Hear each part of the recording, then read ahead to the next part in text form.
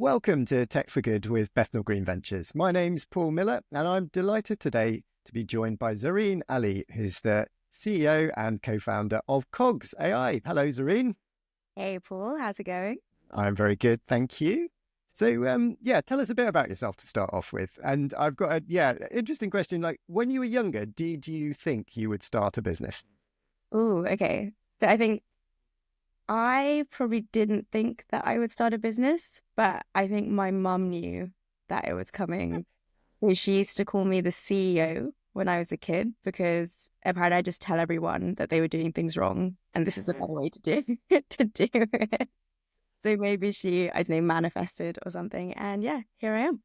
And tell us a bit about where you grew up. What did you do before starting Cogs? Yeah, so I actually grew up in Saudi Arabia, and then I moved to the UK when I was 12. So I'd consider myself a bit of a third culture kid. I'm autistic, so late diagnosed in my early 30s, which is obviously very relevant to what I'm building at Cogs AI. And what I was doing before Cogs, so my first job was actually in private equity, which I left very quickly because it was not for me. And then I moved into tech. So I've worked in music tech, I've worked in health tech. And actually just before founding Cogs, I've been working in health tech, but also volunteering with some young people's organizations that were working with neurodivergent young people. And that was really, I guess, what inspired me to want to change my career much more. Yeah. So tell us a bit more about that. Like, so what was it specifically that triggered you to think about what became Cogs AI? Okay, so I'd say as a person, I don't tend to do quite well with systems that seem irrational. And when I was working with those young people organizations, I could kind of see that you had these amazing young people who were just coming into conflict with these very rigid systems. And then the outcome was really bad for the young people, but it didn't seem fair or it didn't seem to make any sense. And so for me, I was like, this is an interesting, I guess, like intellectual problem, but also kind of like emotional, right? Because, you know, when you're working with young people, you like feel it, right? And so then I was like, okay, well, I need to just understand more about this myself. So I went to the US, I went to Harvard, I did a master's in educational neuroscience. And then I came back and I worked in a school as a teaching assistant for young people with special educational needs, so neurodivergent young people.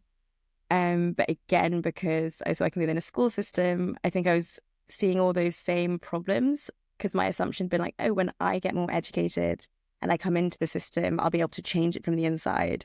But actually, I was like, nope, I don't know if this is going to change from the inside. So let me try and change things from the outside. And coming from a tech background, you're always seeing different things. You're like, this problem could probably be fixed using technology.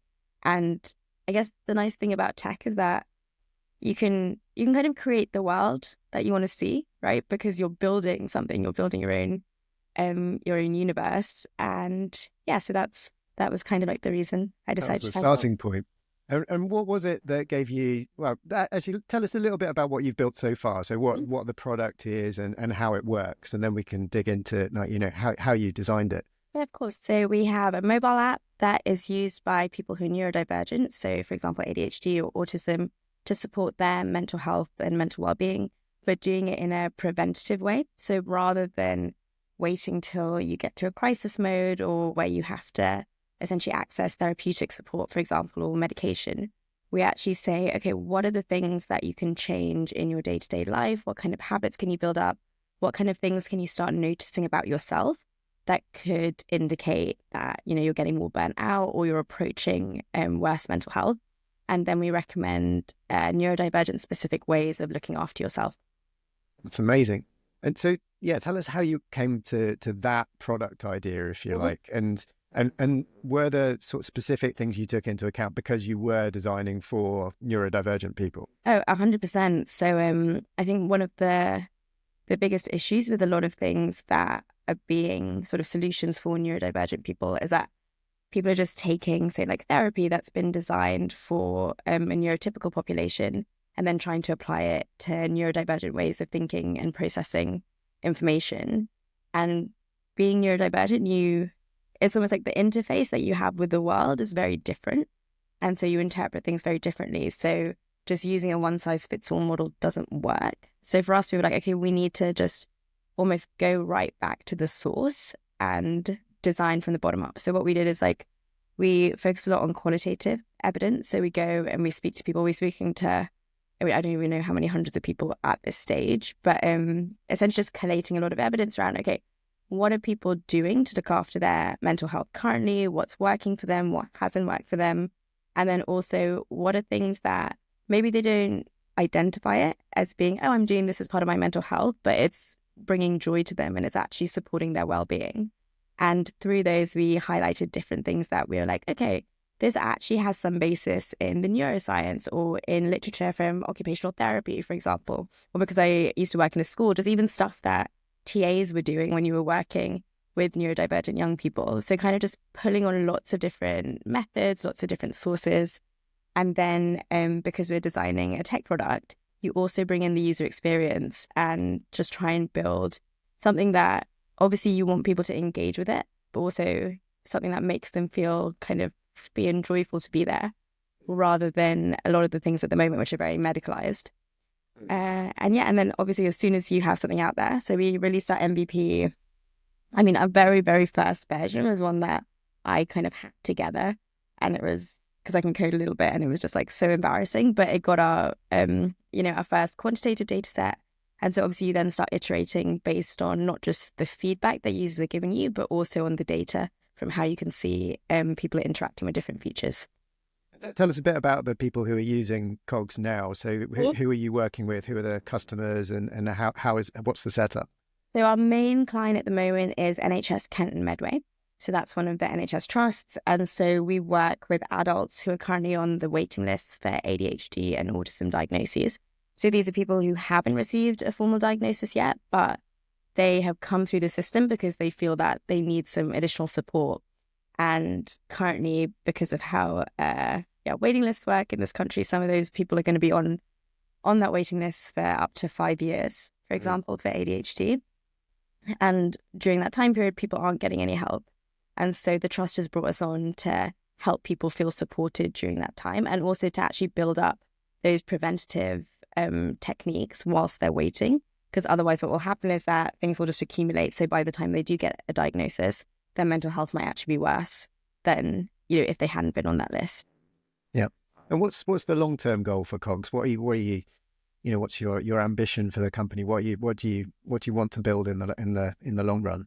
As a company, or like as like a sort of societal mission? There's like two ways we can look at it. Let's take both. Take them one by one.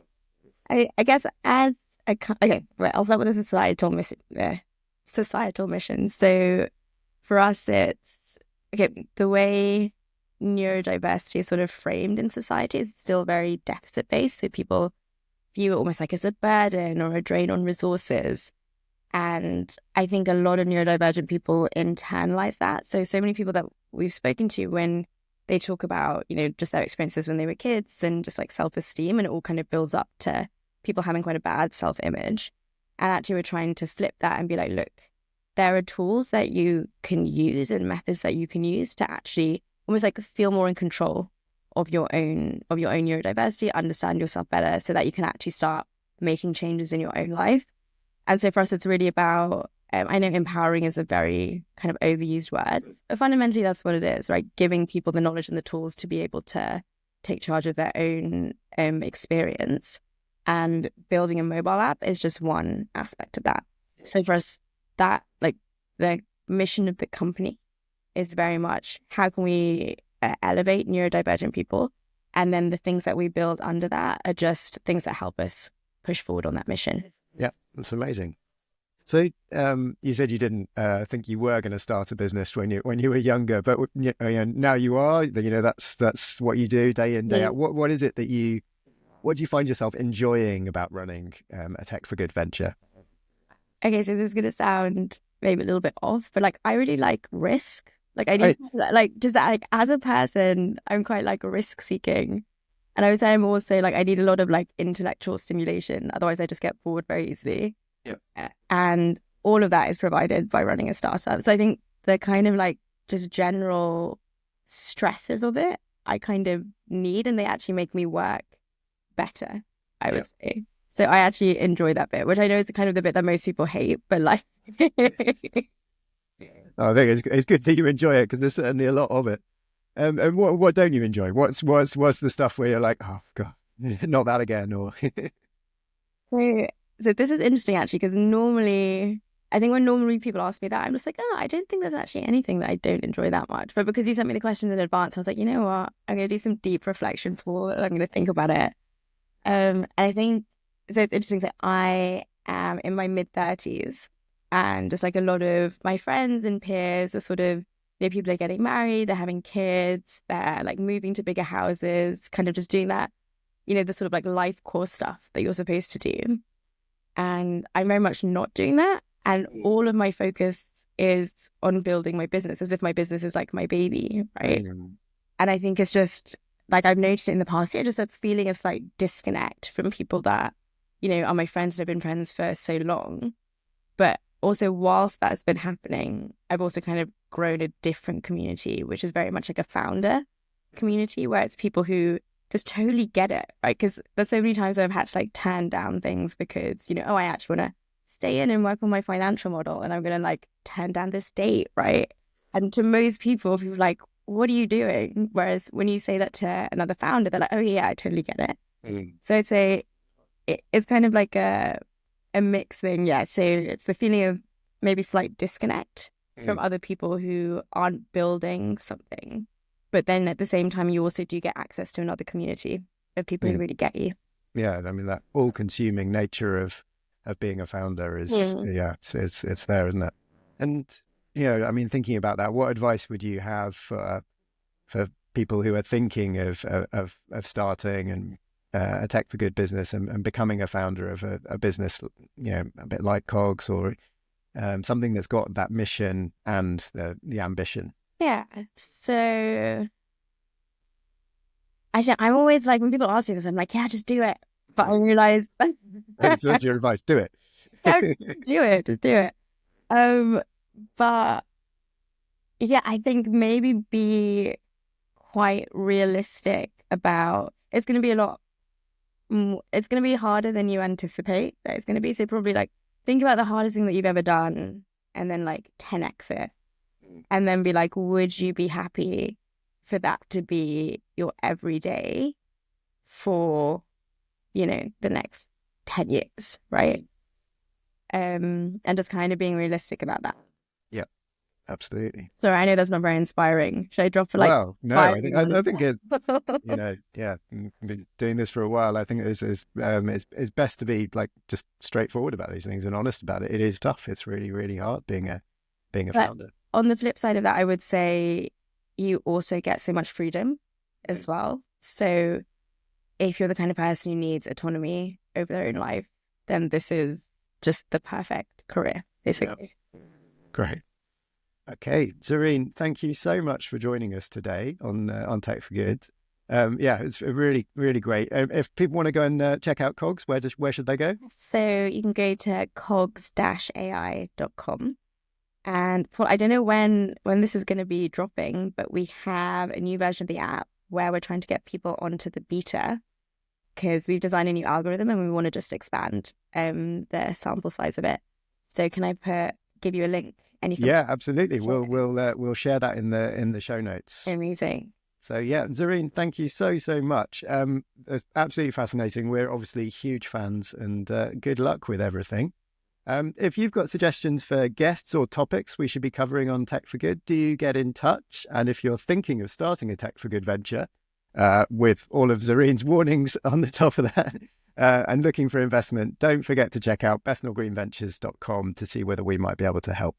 That's it for this week. Thanks for listening. Goodbye.